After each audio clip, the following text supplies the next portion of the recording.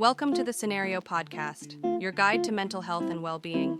Each episode, we uncover practical tools, discuss expert insights, and explore how supplements can transform your mental health journey. Get ready to learn, grow, and thrive with us.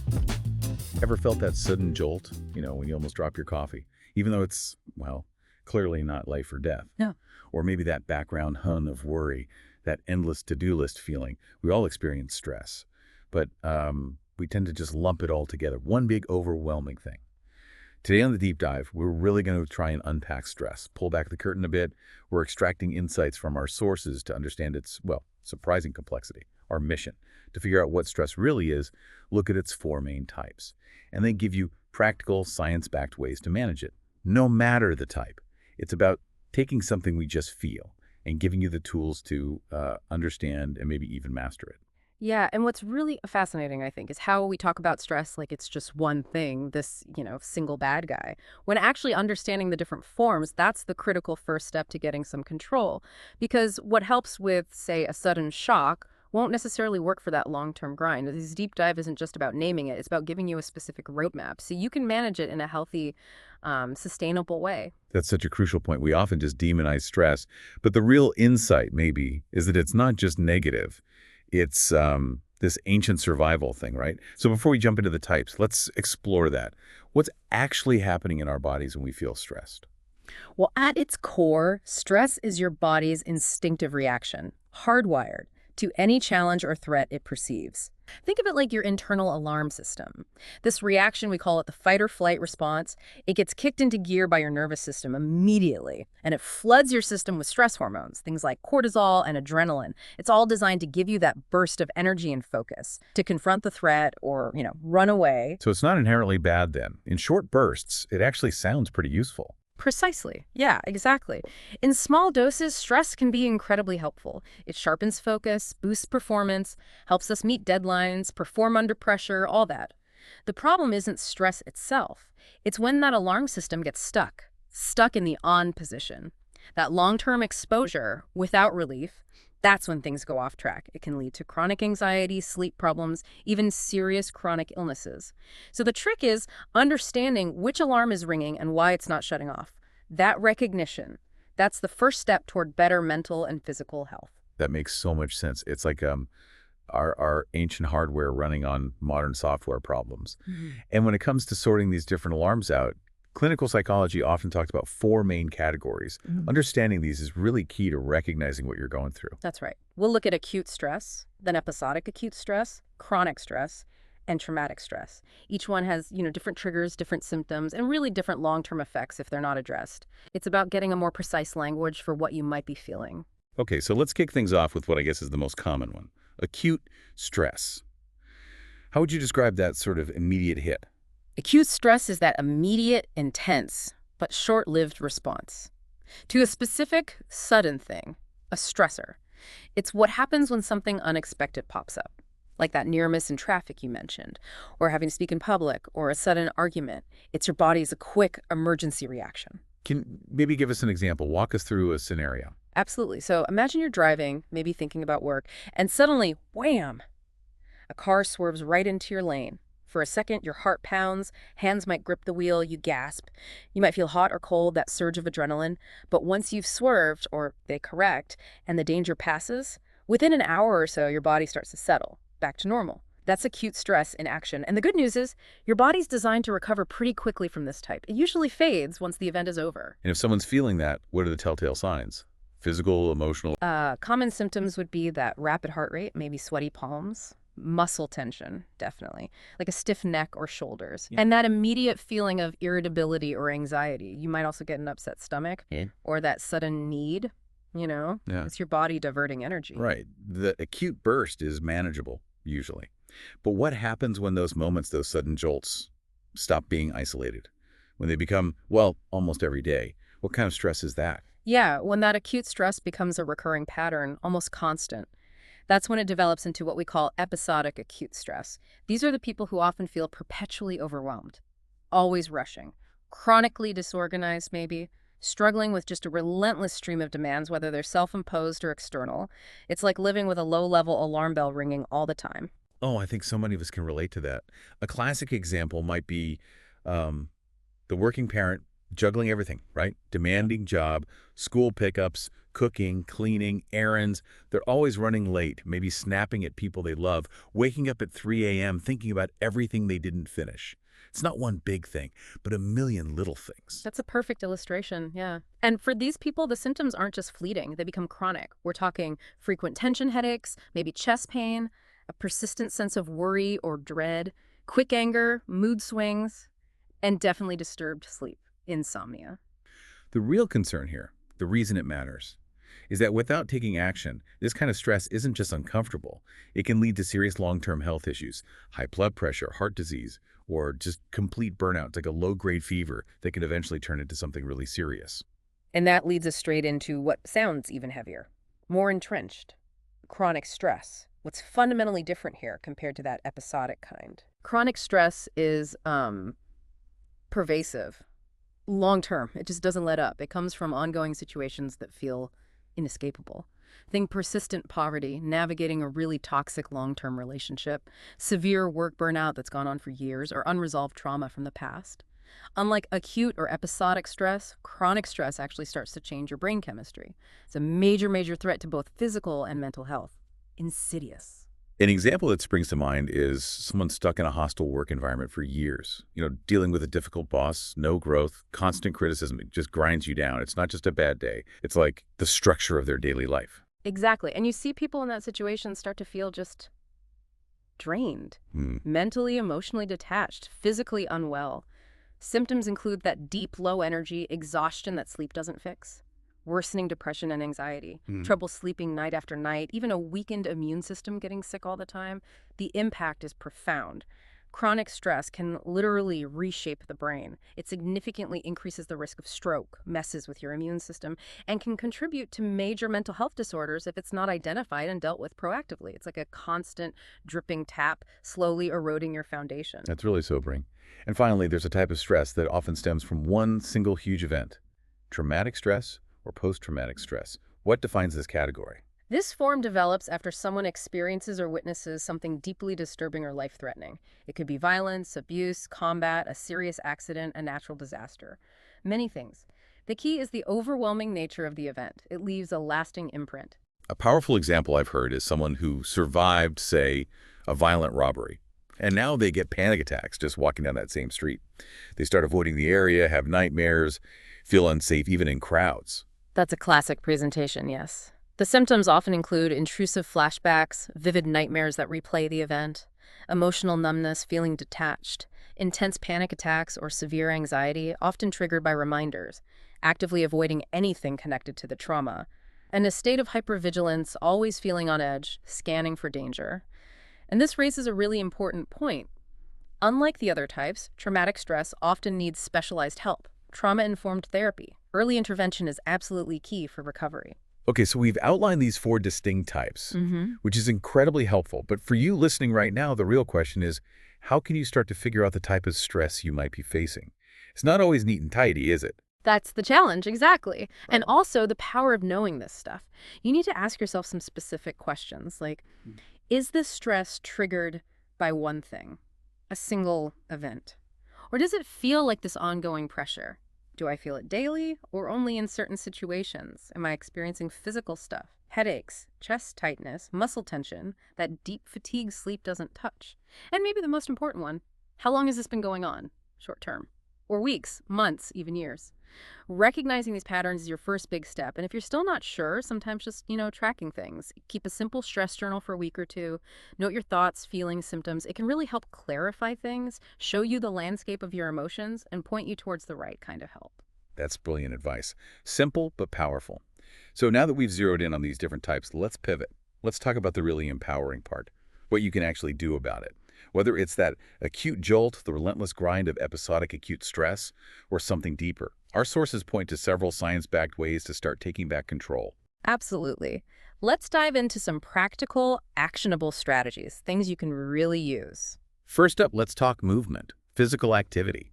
Why is getting our bodies moving so fundamental for managing stress? The mechanism is chemical but also psychological. Regular physical activity is one of the most effective ways, honestly. It boosts endorphins, your body's natural feel-good chemicals, right? And it helps regulate cortisol, that main stress hormone. But here's something maybe less obvious. Exercise gives your brain a constructive problem to focus on. It helps interrupt that anxious thought loop, gives you a sense of doing something, of control. I totally get that. It really does feel like hitting a reset button. So what are some actual steps people can try, tangible things? Start small if you need to. Don't feel like you have to run a marathon tomorrow. Aim for maybe 30 minutes of brisk walking, cycling, swimming, 3 to 5 times a week. If that feels daunting, even short bursts count. A 10-minute walk can ease stress symptoms and improve focus right then and there. Yoga or Tai Chi are fantastic because they combine movement and mindfulness.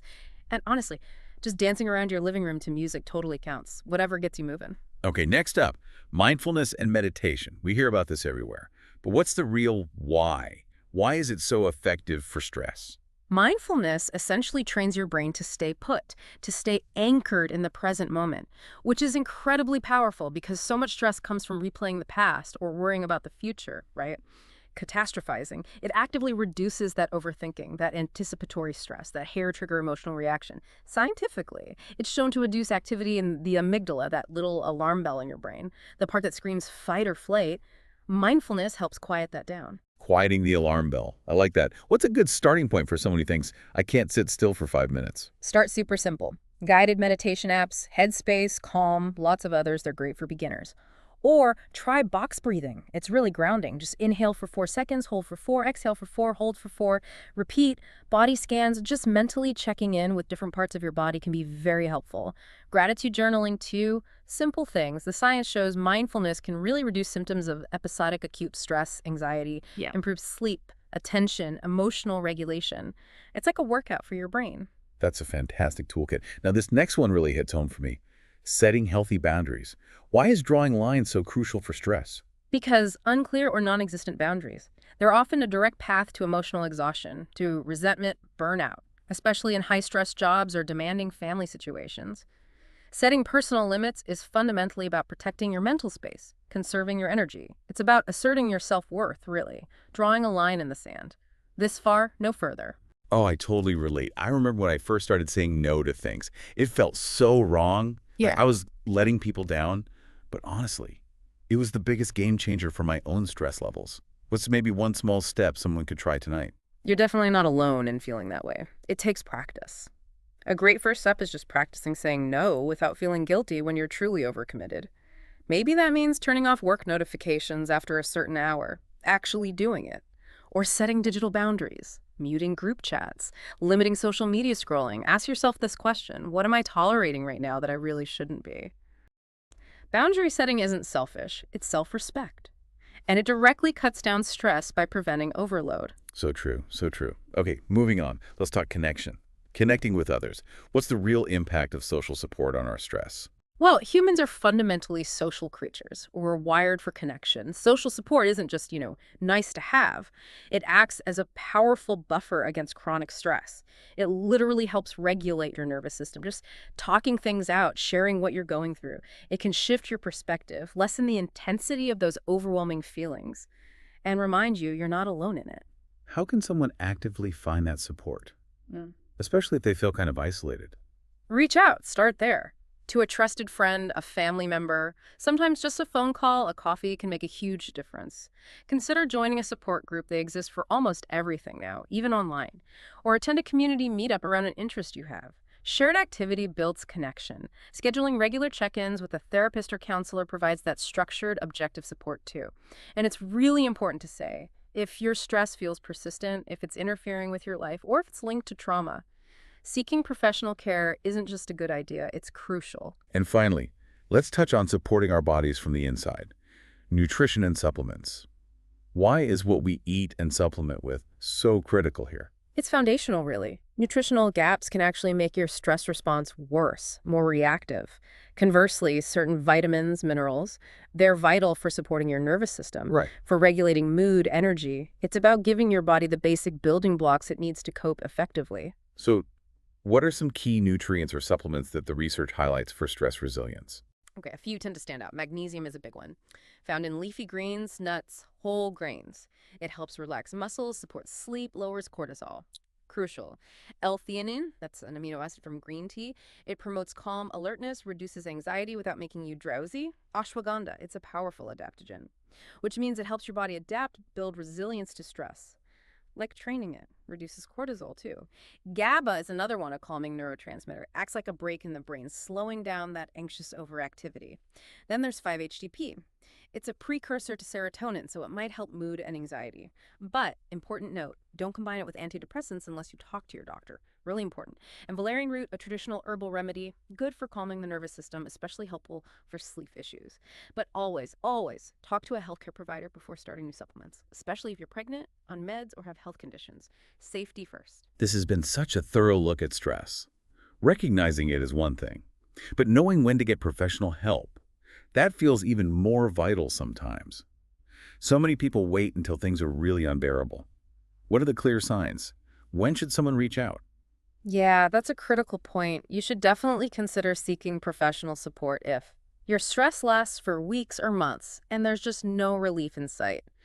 If you start feeling emotionally numb, hopeless, or just constantly anxious, if you're really struggling to function at work, in relationships, if you notice you're turning to unhealthy coping habits, overeating, drinking too much, substance use. If you have persistent physical symptoms, headaches, stomach issues, fatigue that doctors can't find a medical cause for, and critically, if you suspect you might be dealing with traumatic stress or PTSD symptoms, don't wait. And for someone thinking, okay, maybe I should reach out, who actually helps? What do these different professionals do? Great question. It can seem confusing. Let's break it down a bit. You have therapists or counselors, licensed professionals like psychologists, clinical social workers. They help you explore the emotional stuff, develop coping tools. They use methods like CBT, DBT, trauma-informed therapy, best for chronic stress, episodic acute stress, anxiety, relationship issues, burnout, grief, that kind of thing. Then there are psychiatrists. These are medical doctors, MDs, specializing in mental health. They can diagnose conditions and prescribe medication if it's needed, often for more severe stress, anxiety, depression, PTSD, best for managing long-term conditions, medication needs, complex trauma recovery. You also have life coaches or stress coaches. Now, these aren't licensed therapists, but they offer goal-focused support, direction, motivation, help with habits around stress. Good for maybe navigating anticipatory stress, work-life balance issues, boundary setting, personal growth goals. And finally, support groups. These are peer-led, people going through similar things. They provide community, validation. Knowing you're not alone is huge. Reduces isolation, builds hope. Excellent for grief, addiction recovery, trauma survivors, burnout recovery. The main thing is, no matter what kind of stress you're facing, seeking help is a sign of strength, not weakness, just like you'd see a doctor for a physical problem that won't go away. Getting emotional or psychological support when you need it, that's responsible. It's proactive. It's an investment in your well-being, your future. Wow. This deep dive really shows how complex stress is, how many layers it has, but also how much power we actually have to address it. It's not just something that passively happens to us. Absolutely. Whether you're dealing with that sudden shock of acute stress, or the relentless grind of episodic acute, or the deep weariness of chronic or traumatic stress, it's so important to remember stress doesn't have to run your life. Awareness truly is the first step, the crucial first step, and taking intentional steps, even tiny ones, to address it. That's one of the most powerful things you can do for your long-term mental health. What an incredibly useful deep dive for you, our listener. It really underscores that managing stress isn't some kind of luxury item. It's fundamental self-care. So make it a priority. Care for your emotional well-being. Learn to recognize the types of stress that impact you. And please, don't hesitate to take proactive steps toward a more grounded, more balanced life. Remember, you don't have to face this alone. Support is available. Help is within reach. So my challenge to you is this. Pick just one strategy we talked about today. Just one. Commit to trying it for the next week. See what happens. See what shifts, even slightly. A calmer, healthier you might be closer than you think.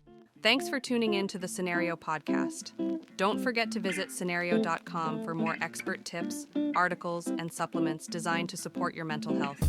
If you enjoyed this episode, remember to subscribe and share it with a friend. Until next time, take care of yourself.